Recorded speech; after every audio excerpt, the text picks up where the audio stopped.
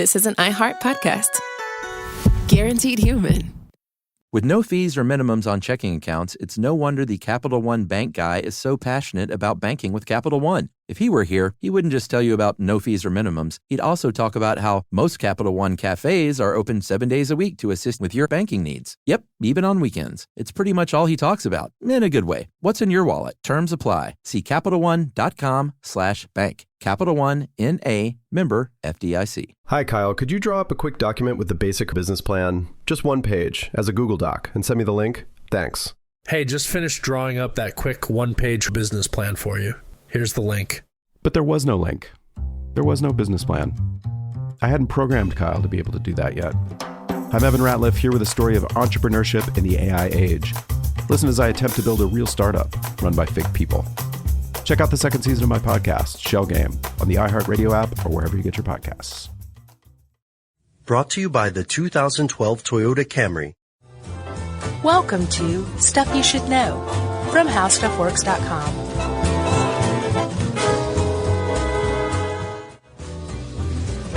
Hey, and welcome to the podcast. I'm Josh Clark. There's Charles W. Chuck Bryant. And this is Stuff You Should Know, a very serious edition. So don't even laugh once throughout the whole episode. We're just a couple of fracking podcasters.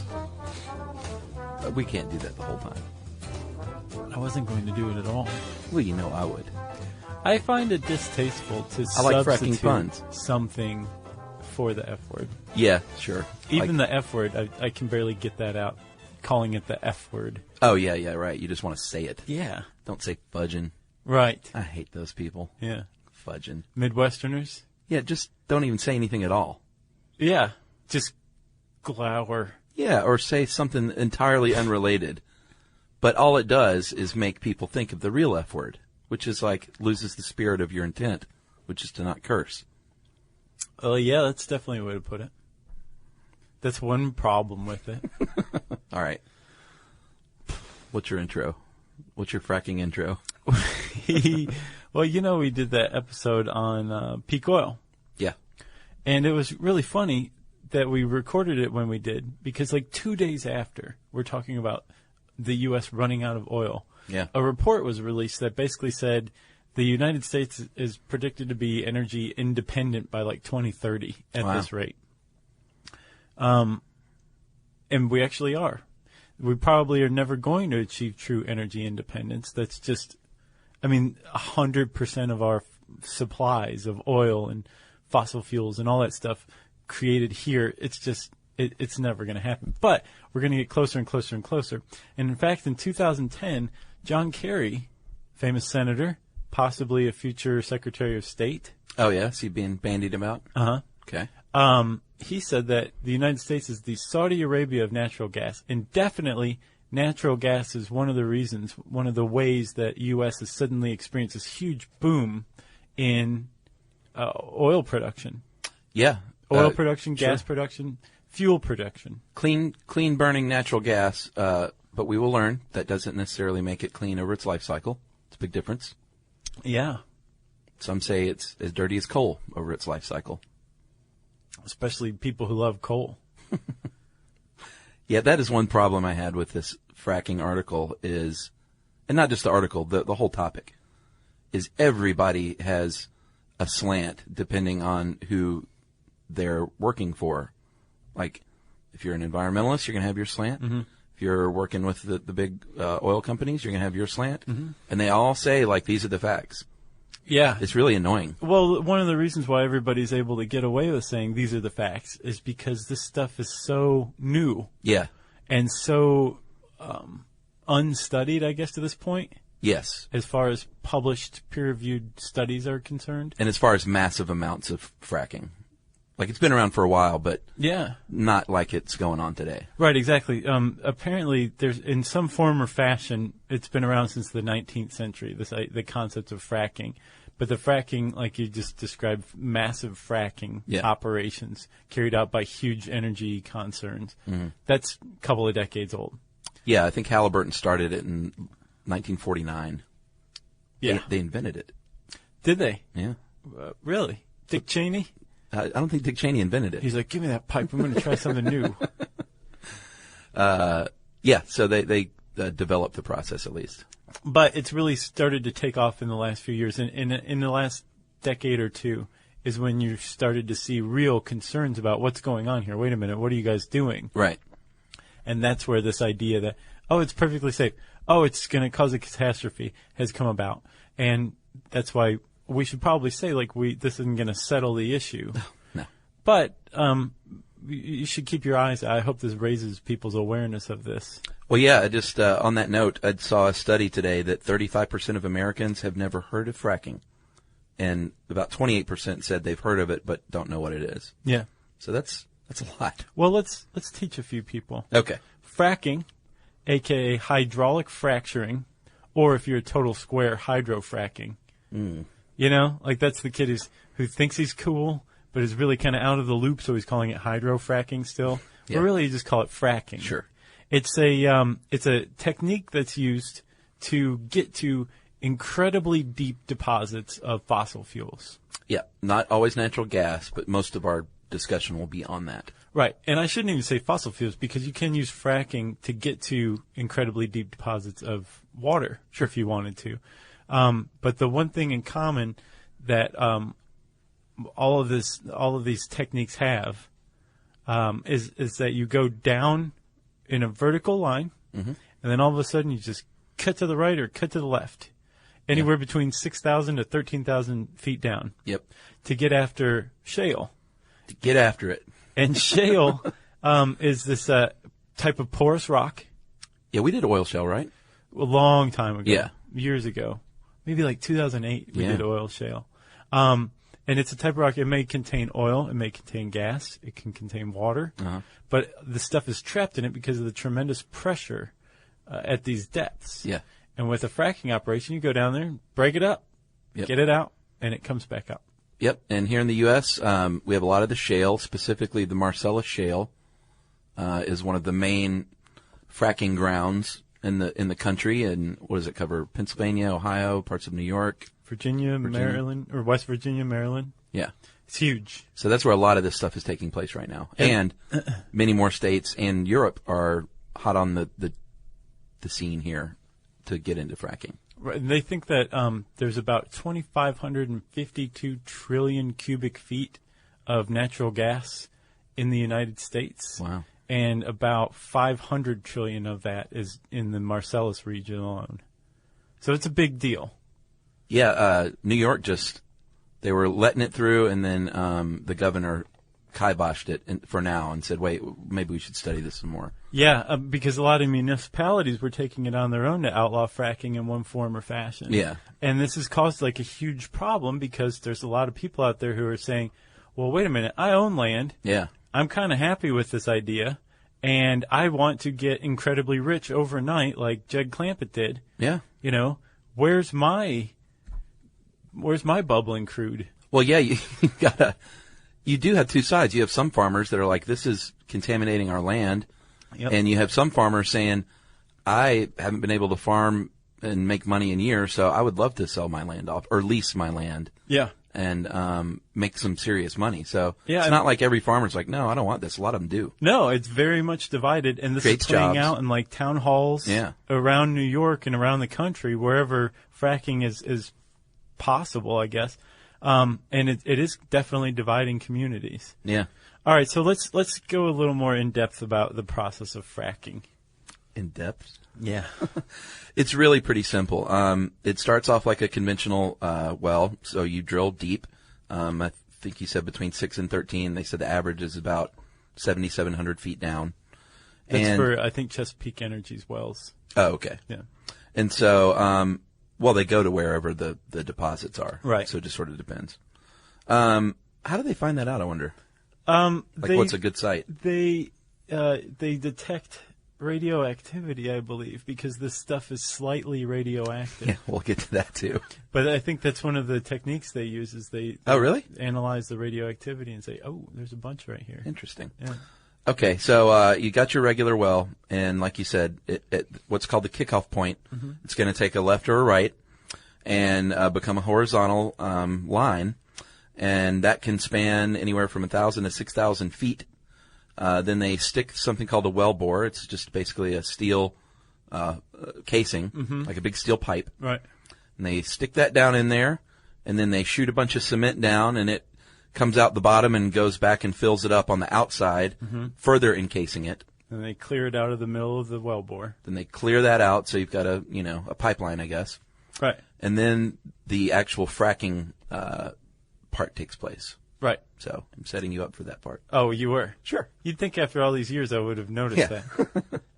So that you've got the well bore completely cemented and in place, and it's going down about a mile off from the kickoff point, and it's right there in the middle of this shale deposit. And they send down a little tool. It's like a little cable scrambler. You know what I'm talking about? It looks kind of like that. Yeah. And it's an explosive device. Yeah. And it blows a hole into, little holes, a bunch of little holes. Yeah. In through the well bore, through the cement, and into the surrounding rock. Yeah, just a few inches. Right. Each one will, be 2 or 3 inches of a little mini shaft, I guess. Right. So you've got the horizontal well bore, and the cracks are then vertical, perpendicular to it. Yes. Right. And then they plug that up, and then move on and do it again all the way down the line. Yes. Of this, the horizontal kickoff point. Yeah. From the horizontal kickoff point. And they blow them up and blow them up and blow them up. And you've got all these perforations into the rock. And then all of a sudden now, you are prepared to frack. Yeah. And I was setting you up. At this point, they pump water. Well, they pump a lot of stuff. It's mostly water, though. It's mostly water and sand, and then what they call other chemicals. And although sometimes diesel fuel is a part of this. Apparently, they stopped doing that in 2003. That's not true. Well, they were supposed to stop it. Yeah. The EPA came We'll up get to with that. something that sounds like it has a lot of teeth. It's called a Memorandum of Agreement. Yeah. And they asked the oil companies to sign it and say that they won't use diesel as part of their fracking fluid any longer. I didn't realize that people were still doing it. Yeah, a recent congressional investigation found that 32 million gallons of diesel fuel has been injected in 19 different states between 2005 and 2009. So it's still going on. Well, that flies in the face of the Memorandum of Understanding. Yeah, the Memorandum of Understanding. Yeah, it didn't have teeth, did it? Yeah. But you can get a permit to do it. That's messed up. Apparently you can get a permit, but there is no office to process the permit at the EPA, so it's an effective ban, but they're still doing it. Okay, so you've got your fracking ready. You pump your you start actually the process of fracking. What you've just done, everything we talked about up to the water, is preparing for fracking. Once you start pumping this water down at an incredibly pressurized state, like 9,000 psi. By contrast, a air compressor for your air tools in your garage, that's like 90 psi. 9,000 psi is just an incredibly pressurized state. Yeah. The water rushes down, and when it hits those perforated areas, it cracks the shale even further. Yeah. And eventually the particulate matter, the sand or whatever else that they added, goes into those cracks and then keeps the cracks open. Yeah, these after must the be water tiny recedes. little cracks. They are, but it's enough because what you're talking about is like you're getting gas out of rock It just rather needs than just a a leak. little bit. Yeah, sure. And then once you stop pumping the water, the pressure pushes it back up, and eventually the water's done. The water that you sent back down there comes back up, and then it's followed by gas or whatever else. Yeah, and that water is wastewater that is, and we will get into this, is one of the controversies. How that wastewater is handled is kind of one of the things at the center point of the controversy. Yeah. So that's fracking. It's complex engineering wise, but it's actually kind of simple as a concept. And then the whole thing lasts from preparation, I guess the first drilling, to the end of fracking, about 4 months. But then this well that's just been developed can produce natural gas for decades, possibly years or decades. Yeah, it's all up to like 40 years even sometimes. Right. Okay. So that's fracking. That's fracking. And that's where the story ends. That's where the story ends. So we're going to present both sides of the argument like we try to do.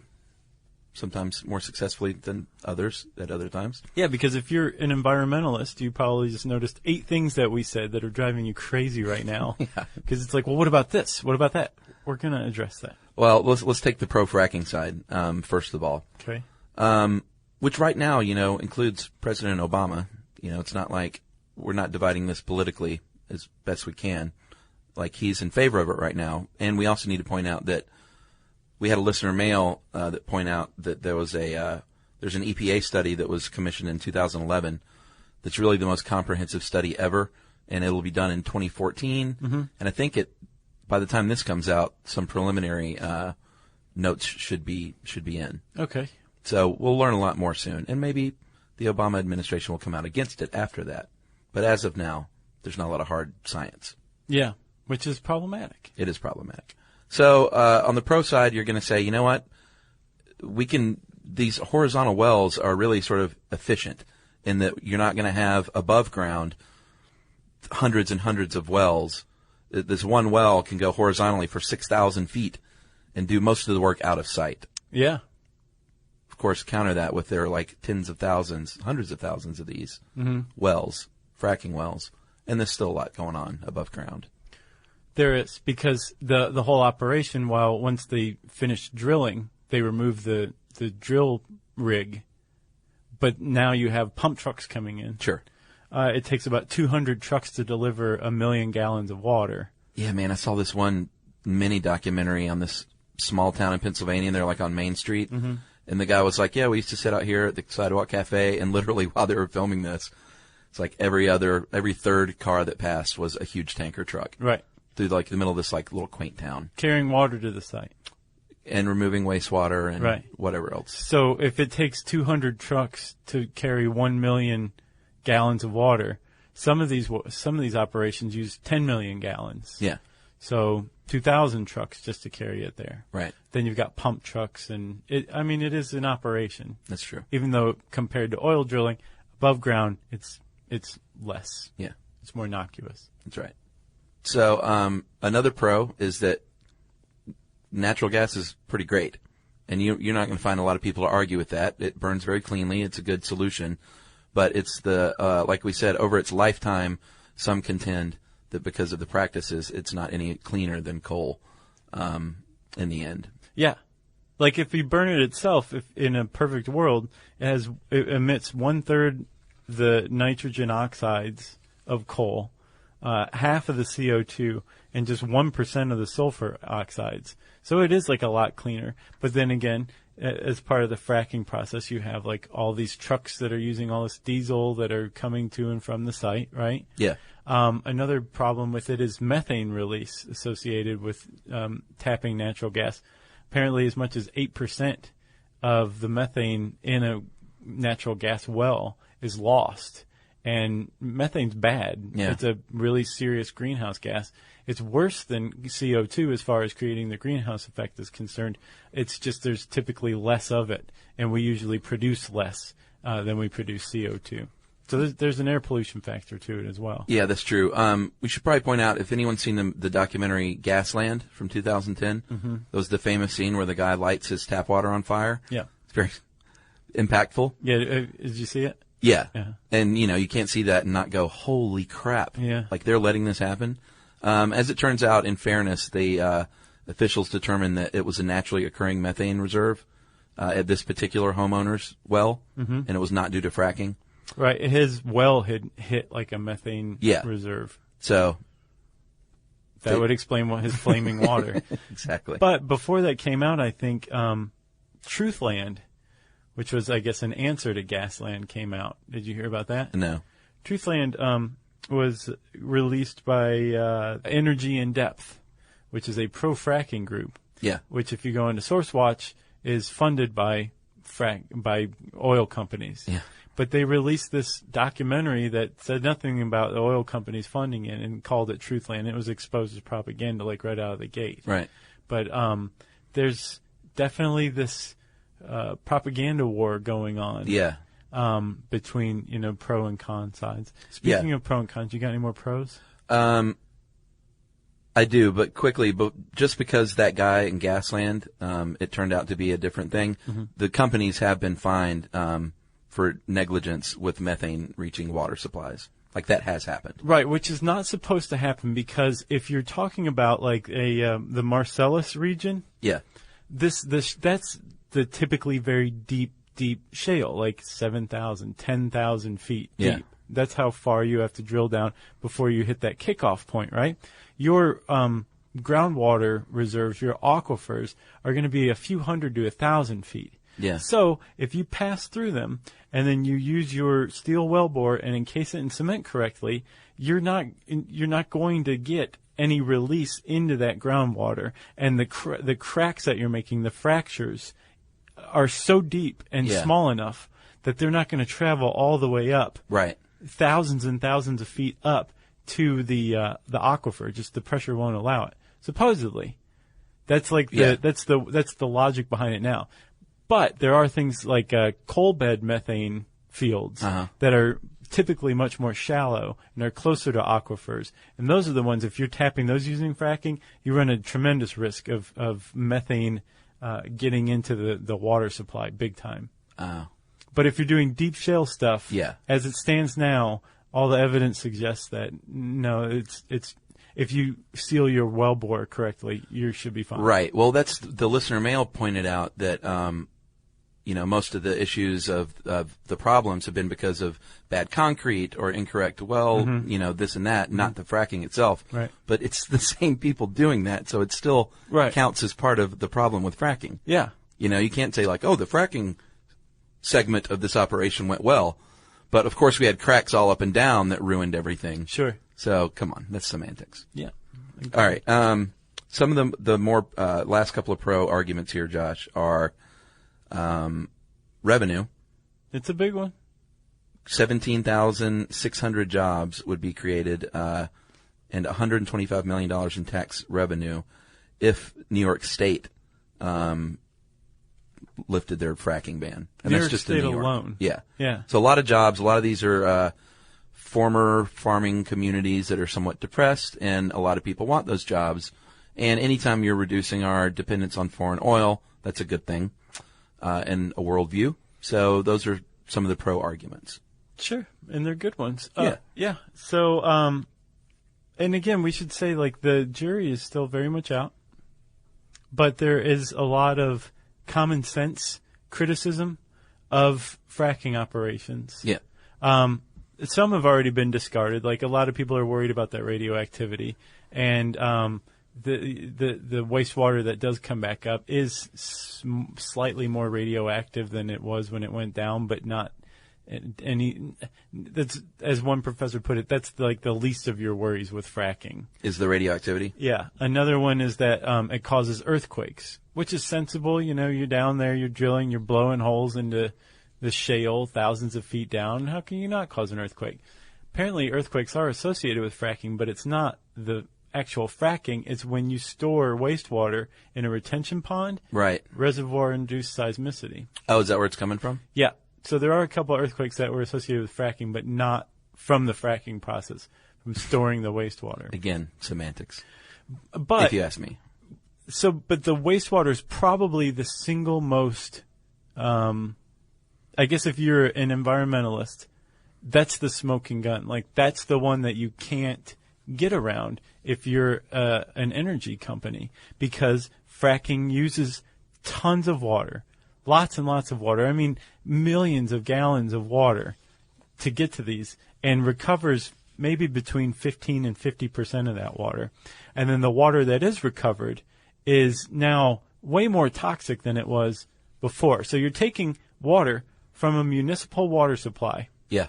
Drinking water, water people need, sending it down into the earth, and then getting maybe 15 to 50% back. And then the stuff you do get back is like, what are we going to do with this? Yeah, well, they the oil companies will say that they dispose of it in ways that adequately match state regulations. Which may or may not be adequate. Yeah, may or may not be, and depending on the state, the regulations are a little more lax than others. I know a lot of the wastewater from Pennsylvania is deposited in surrounding states, because I think they have one of the more aggressive wastewater policies. Yeah. So they'll just say, ironically, New York, even though they banned fracking for now, allows Pennsylvania wastewater to be dumped there. Okay, so there's at least one municipality that has banned fracking fluids. Uh-huh. Like you can't buy or sell them or possess them in the city, and you aren't allowed to introduce any used fracking fluid into their waste treatment plants. Like their city water isn't allowed to treat fracking fluid. So Yeah. And some of this water, like the wastewater, some of it is reused for other fracking operations. Some of it is just treated. which makes sense. Yeah. Economically, it just makes sense to get as much back as you can and then use it again. Sure. Use the same water as much as possible. Yeah, that'd be a good idea. Some is treated, you're going to say, in like Yeah. a wastewater plant. Sure. Others, like a lot of the stuff that comes back up includes like ancient salt beds, salt from ancient seabeds. Oh, really? Yeah. And they use those to like clear off snow and ice on roadways, but they're starting to outlaw that as well. It's basically like the fracking industry went unregulated for a very long time. Like it was unregulated in that it was a drilling technique as far as the EPA was concerned. Right. And it wasn't until this environmental group, LEAF, sued, I guess, the EPA over some fracking techniques in the late 90s in Alabama before the EPA finally started to regulate fracking. Wow. I'm sorry. What? I got a little into it for a second. No, I love it. We were talking about wastewater. Some of that water also spills. In June 2011, there was a well blowout in Clearwater County, Pennsylvania. Oh, yeah? It's a gas explosion, 16 hours of uncontrolled spill, about 1 million gallons of toxic waste into a creek in Moshannon State Park. I saw this one documentary where they interviewed a guy that one of the blue-collar guys who used to work at the operation. Mm-hmm. And he was like, yeah, some of them are heavily regulated and get visited by inspectors. And he went, but many thousands are not. Right. And he said, I worked at one of those, and he said at the frack pad, it was on top of a mountain area. That's where the bar is. Yeah, I guess so. But he said you would look at this mountain on the side of it, and he said it would look like it was bleeding, like this red oozy water just tumbling down into like the forest below. Great. And he said, but yeah, some of them are regulated, some of them aren't. Yeah. Or inspected, and I think it's probably one of the same issues as the mountaintop coal removal is that you've got like a handful of inspectors for these like thousands and thousands of operations. Right. Which is not good. No.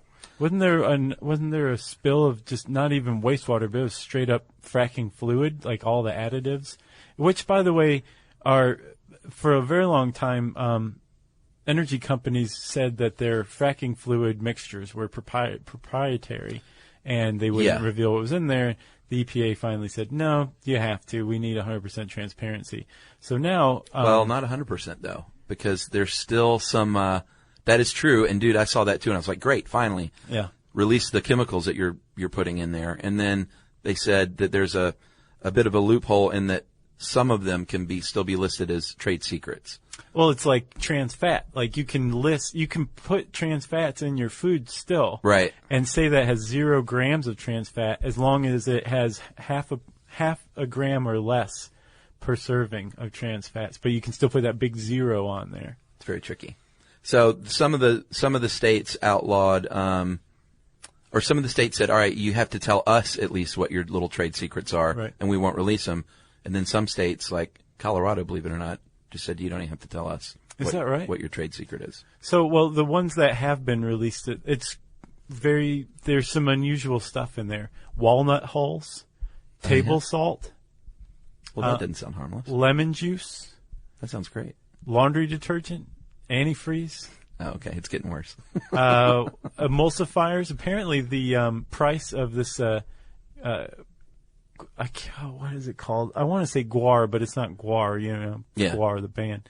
But it's like guar. It is like guar. But instead of a W, it's just a single U. It's an emulsifier used in ice cream, and apparently fracking operations have driven the price of this up so much that the ice cream industry is like, what the heck, man? Like, you just lowered our profit margin significantly. Is that why Ben & Jerry's is so expensive? No, Ben & Jerry's is expensive because... It's so delicious. It is delicious. Chubby hubby. That's a good one. It's my favorite one. New York Super Fudge Chunk. That white chocolate in there. I like the offerings, the seasonal offerings too. Like I had some pumpkin cheesecake the other day that was really good. I have not tried that one yet. It's delicious. You know what else is good is their it's a blueberry graham Greek yogurt. Oh yeah, yogurt. Emily had that. Is it good? That's very good too. Hi, Kyle. Could you draw up a quick document with the basic business plan, just one page, as a Google Doc, and send me the link? Thanks. Hey, just finished drawing up that quick one-page business plan for you. Here's the link. But there was no link. There was no business plan. It's not his fault. I hadn't programmed Kyle to be able to do that yet. My name is Evan Ratliff. I decided to create Kyle, my AI co-founder, after hearing a lot of stuff like this from OpenAI CEO Sam Altman. There's this betting pool for the first year that there's a one-person billion-dollar company, which would have been like unimaginable without AI, and now will happen. I got to thinking, could I be that one person? I'd made AI agents before for my award-winning podcast, Shale Game. This season on Shale Game, I'm trying to build a real company with a real product run by fake people. Oh, hey, Evan. Good to have you join us. I found some really interesting data on adoption rates for AI agents in small to medium businesses.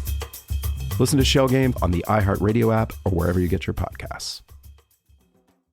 The moments that shape us often begin with a simple question. What do I want my life to look like now?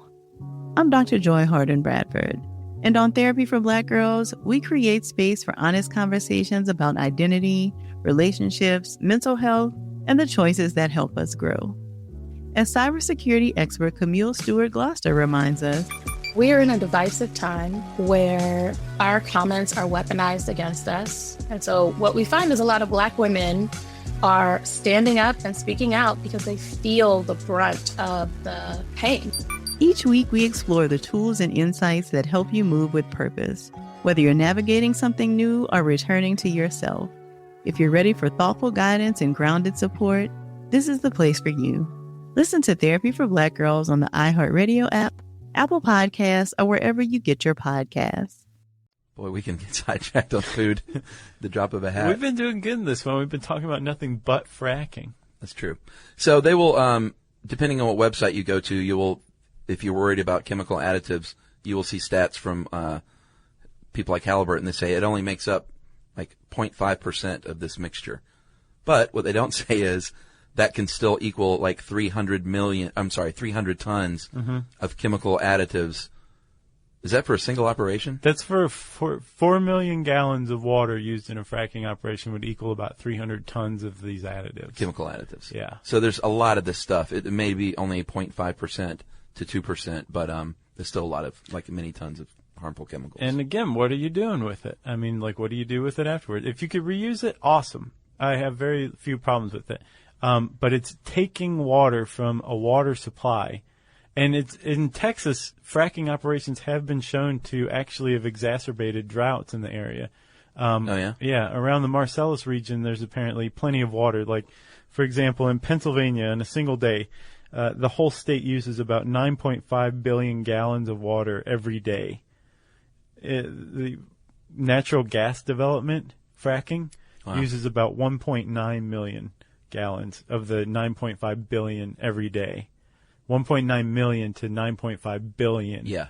So it's insignificant, but in an area that's already water stressed, that's a problem. Taking all that water and using it for fracking, wasting it, and then what do you do with it afterwards? Yeah, well, at least Texas has, apparently that's like the leading state as far as having capabilities. They have many more disposal wells is what they're called there.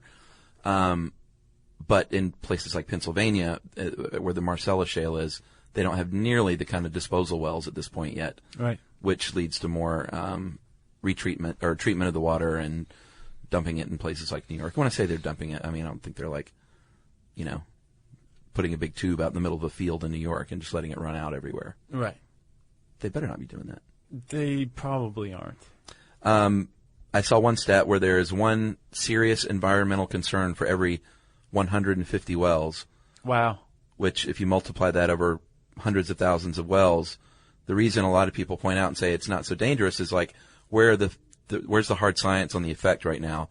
And this guy was like, well, we're not seeing it quite yet. Like, come back in 10 years. Right. At the rate that we're going, and you'll see some problems. Sure. 1 for every 150 operations, huh? One serious environmental concern. Huh. Could be a spill, could be leaching into the soil. It kind of depends. Yeah. And my whole thing is, if it's really no big deal and it's totally safe and it's just not going to impact anyone in any way, then why do you exclude it from the Safe Water Drinking Act in 2005? Like, why do you take congressional measures to have the language of what a pollutant is changed, which is what happened in 2005? Tell me about it. Well, the Safe Water Drinking Act, the Energy Policy Act of 2005, and this is not political. This happened. You can go look it up. Settle down. Dick Cheney did push for these measures to go through. They went through. The Cheney loophole. The Halliburton loophole is what it's called. And I will even give you the section. If you go to page 102, section 322, it covers hydraulic fracturing, and it excludes, in the Safe Water Drinking Act, the underground injection of fluids or propping agents other than diesel fuels. That's the one that they still said, like, you can't do. Right. Pursuant to hydraulic fracturing related to oil, gas, or geothermal production activities. So basically, you need to keep your water safe unless it's hydraulic fracturing. Fracturing. Fractaling? Hydrofracking. Furthermore, in the Clean Water Act, they changed the definition of pollutant to not include water, gas, or other material which is injected into a well to facilitate production of oil or gas. So if it's so clean and no big deal, why are they going in and changing the term for pollutant and saying exclude fracking from Safe Water Drinking Act? Yeah, it's a great question. And why was Aaron Brockovich? Why was the guy behind pushing this a former Halliburton executive? It's like, I'm no smart guy, but I'm no dummy either. Yeah. You know? Well, I think, Chuck, the jury's still out, as we said, on this, and we're waiting for this hard science to come in, but I feel like you should always be wary of any group or industry or anyone on either side that engages in a disinformation campaign that tries to sway the public using underhanded tactics. That should always raise red flags to you. And they're both doing it right now, which is what's maddening. For sure. And anytime somebody's selling you something and you find out that, like, they're being underhanded, you should wonder about everything they're doing across the board. Like with energy and development, releasing Truthland. That was misinformation. That was a misinformation campaign. They didn't say who released it. And they called it Truthland. Yeah, exactly. And if you go onto the Energy and Development website in particular, it reads really defensive. Real defensive, like the text of it does. I can't believe that they let whatever PR company put that together release it like that, because it's like why are you asking? Almost. Right. Like, I'll bet you didn't know that. I'll bet you didn't know that natural gas could blow up your whole family if we wanted it to. Well, that did happen too. Well, tell them first about the studies. This month represents the third month in a row where a major public university has taken a real black eye from being exposed for being in bed with the fracking community. Yeah, University of Texas study said that fracking is safe and it's really no big deal. Well, I don't know if they said that. They said it was safe. Right. I don't want to paraphrase. And then they got some independent reviews of Professor Grote's study, and they said, oh, you know what? He's on the board of a natural gas drilling company and received more than $1.5 million in compensation. And he didn't mention that anywhere in his study. No. Nowhere. But what he did do is quit his job at the University of Texas afterward and kind of retreat quietly into his corner full of money. And the department head over him was forced to resign too. But the thing was, it wasn't just that he didn't report that conflict of interest. He said that there was like flaws in the science. It was a bad article. It was a bad study, and they retracted it. And that's a big deal to retract a scientific study. Yeah. They're saying, like, we want that back, pretend we never said anything. Right. Penn State tried to open a shale development school, I guess. Oh, yeah? And they couldn't because all the professors wouldn't join. Like, they couldn't get anybody to be a part of it. And then there was one more, I think, that was part of this little 3-month sweep that our buddy Wade Goodwin over at NPR was reporting. Oh, yeah? Yeah, the Shale Resources Institute at the State University of New York at Buffalo was closed after people wanted to know who was funding its work and whether its work was truly independent into studying fracking. So they closed this whole school down because they found out that it was basically funded by energy companies and the people were working for them rather than the public good. Wow. So there are plenty more anecdotal stories that we could not get to.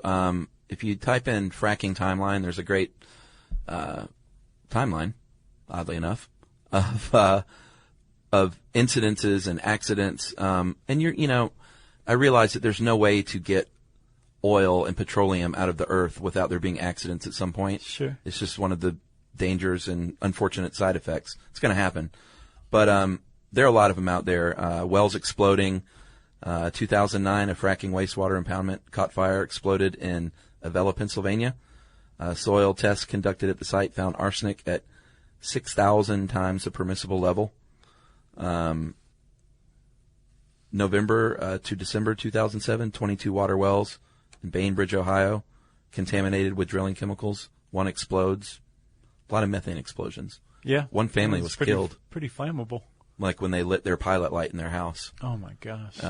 Killed the family. So. And what was it doing to their brains leading up to that? Just huffing it all the time. Yeah, who knows? That the levels were so high it blew up their house. I mean, how long was it accumulating? Yeah. Well, anecdotally, you'll see interviews with people talking. It's just like Aaron Brockovich. Like, I went to drink my water after they started this operation, and it had a little petroleum-like residue on top, and it tasted awful. And like they say, don't even bathe in it. And like, this is what I'm supposed to drink. I want to say, I want to really make sure everyone gets this. If you ask me, natural gas is a really great fuel. Yeah. Like, it really does. Chuck, if we could convert the nation's transportation sector to natural gas only cars and trucks, we would reduce CO2 emissions by 90%. Wow. No, I'm sorry. We would reduce CO, carbon monoxide emissions, which makes smog, by 90%, CO2 by 25%, and nitrous oxides by 60%. It really is a good idea. And it probably will be this excellent bridge fuel between coal and oil and whatever renewable we come up with, wind, solar, in the future. And we could become energy independent thanks to natural gas. And if fracking is the best way to do it, that's awesome. But we have to hold the people who are doing this feet to the fire to do it as safely as possible. Yeah. To cut down on these incidents that you're talking about. Yeah. To not pollute water, but to get it out as reasonably and efficiently as possible, but also as safely as possible. Because if we don't say you have to do this smartly and safely, they're going to do it as cheaply as possible because it's a mandate of their corporate charters to maximize profits, not maximize public safety, which is why it's important for people to be talking about this. Yeah. It's not inherently bad. No. It just has to be done correctly, it seems like to me, after researching this. Right. Agreed. And didn't you find a new fracking method that does not use the chemicals at all? Yeah, it's called gelled fracking. It uses a liquid propane. And when you pump it down in there, it doesn't come back up. It turns into vapor, which escapes back up as a vapor, which you can capture and reuse, resell, or burn as fuel to power the site. That sounds pretty good. No wastewater? Gelled fracking doesn't need water at all. And are people using this yet, or is it? It's they're patenting it. It's been used about 1,000 times since 2008. Gotcha. I should probably say I invented it, so I have an enormous financial stake in this. See, I admit my financial interests. Yeah, Josh Gel is what it's called. Right. But, I ran across that today. It seemed like a pretty good jam, gelled fracking. Yeah, I bet one of the issues with that, though, is like it probably requires some sort of redoing of your current systems, which probably would incur costs that companies don't want. I'm just guessing, but... Yeah, plus you have to sacrifice like 8,000 cats just to get the machine to start working. Well, who cares? Because it's inhabited by a god that loves cat sacrifice. Just leave my cats alone and you can have the rest. Hi, Kyle. Could you draw up a quick document with the basic business plan, just one page, as a Google Doc, and send me the link? Thanks. Hey, just finished drawing up that quick one-page business plan for you. Here's the link. But there was no link. There was no business plan. It's not his fault. I hadn't programmed Kyle to be able to do that yet. My name is Evan Ratliff. I decided to create Kyle, my AI co-founder, after hearing a lot of stuff like this from OpenAI CEO Sam Altman. There's this betting pool for the first year that there's a one-person billion-dollar company, which would have been like unimaginable without AI, and now will happen. I got to thinking, could I be that one person? I'd made AI agents before for my award-winning podcast, Shale Game. This season on Shale Game, I'm trying to build a real company with a real product run by fake people. Oh, hey, Evan. Good to have you join us. I found some really interesting data on adoption rates for AI agents in small to medium businesses. Listen to Shale Game on the iHeartRadio app or wherever you get your podcasts. The moments that shape us often begin with a simple question. What do I want my life to look like now? I'm Dr. Joy Harden Bradford, and on Therapy for Black Girls, we create space for honest conversations about identity, relationships, mental health, and the choices that help us grow. As cybersecurity expert Camille Stewart-Gloucester reminds us, we are in a divisive time where our comments are weaponized against us. And so what we find is a lot of Black women are standing up and speaking out because they feel the brunt of the pain. Each week we explore the tools and insights that help you move with purpose, whether you're navigating something new or returning to yourself. If you're ready for thoughtful guidance and grounded support, this is the place for you. Listen to Therapy for Black Girls on the iHeartRadio app, Apple Podcasts, or wherever you get your podcasts. You got anything else? No. Fracking has been done. Yeah, we've been asked about this one for a while, so. If you want to learn more about fracking, you can type that word, Fracking, into the search bar at howstuffworks.com. And I said search bar, so it's time for listener mail. Josh, before we do listener mail. Yes. Our TV show is going on. It debuted last week, hopefully to great numbers.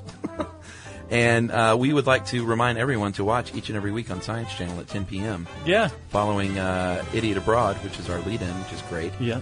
And it's on Science Channel on Saturdays. 10 p.m. What else are you doing on Saturday night at 10 p.m.? Nothing. That's why you should watch our show, because you'll like it. Yeah, if you're out, DVR it. And if you don't have a DVR and you don't have TV or cable, you can get these on iTunes for, I think, $1.99. Yeah, day after the premiere, so Sundays. That's right. Yeah. So go to iTunes and search for Stuff You Should Know on the television side of things. And we thank you for your support. Yes. Hats off to you guys. All right, listener mail? Yes. I'm going to call this Caving Sucks. This is from Michelle Mariani. Guys, I'm a Canadian speech pathologist currently living in Manhattan. Last month I went on my honeymoon in Belize and decided to go on a guided cave tour. I imagined a large opening in a rock, beautiful sparkling waterfall and lights, and rainbows coming from the ceiling. Kind of like you were talking about, Chuck, but what it really turned out to be was 5 hours of total darkness, except for the headlight, of course. High-pressure water rushing over jagged moving rocks. I swam, stumbled, crabbed, walked for 2.5 hours to reach a series of 7 waterfalls that I then climbed. Someday I'll look back and laugh, but at the time, I was screaming to Jesus to save me. Luckily, my group thought I was hilarious and enjoyed my jokes, but I kept my tears on the inside. The guys were very well trained, also very relaxed, and I never felt like we were in too much danger. At first, I tried really hard not to touch the precious, centuries-old stalactites as I stumbled through, but by hour 4, I was grabbing at anything I could as I was going down, trying not to have my eyes stabbed out by jagged rocks. I can't believe they let random tourists through these caves with no special training or a fitness test. Living in New York City, I've had some crazy experiences, such as inadvertently get caught in the middle of a shootout and being quasi-attacked by a gentleman on PCP. But caving was the scariest thing that has ever happened to me. Had I listened to this podcast before my honeymoon, I never would have gone, and disaster would have been avoided. Thank you for the delightful podcast. Much love. Michelle Mariani. Thanks a lot, Michelle. Sorry about the PCP guy. Yeah, it's really something. Maybe that requires its own email as well, don't you think? It's always PCP. I wonder how many times it really is. Everyone's always like they were crazed out on PCP. Yeah. Maybe it was just Ambien. They were eating a stick of butter and coming for me. Well, let's see. If you have a commentary about how something that we thought was awesome actually sucks in real life, we want to hear about that. And if you have any kind of fracking operation in your neighborhood, we'd love to hear about that as well. Pro, con, whatever. You can tweet to us at SYSK Podcast. You can join us on Facebook.com/Stuff You Should Know. And you can send us an email to stuffpodcast@discovery.com.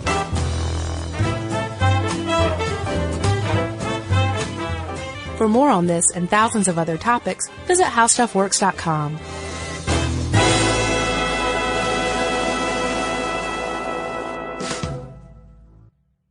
Brought to you by the 2012 Toyota Camry. Hi, Kyle. Could you draw up a quick document with the basic business plan? Just one page, as a Google Doc, and send me the link? Thanks. Hey, just finished drawing up that quick one-page business plan for you. Here's the link. But there was no link. There was no business plan. I hadn't programmed Kyle to be able to do that yet. I'm Evan Ratliff, here with a story of entrepreneurship in the AI age. Listen as I attempt to build a real startup run by fake people. Check out the second season of my podcast, Shell Game, on the iHeartRadio app or wherever you get your podcasts. Whether it is getting swatted or just hateful messages online, there is a lot of harm in even just reading the comments. That's cybersecurity expert Camille Stewart-Gloucester on the Therapy for Black Girls podcast. Every season is a chance to grow, and the Therapy for Black Girls podcast is here to walk with you. I'm Dr. Joy Harden-Bradford, and each week we dive into real conversations that help you move with more clarity and confidence. This episode, we're breaking down what really happens to your information online and how to protect yourself with intention. Listen to Therapy for Black Girls on the iHeartRadio app, Apple Podcasts, or wherever you get your podcasts. This is an iHeart podcast. Guaranteed Human.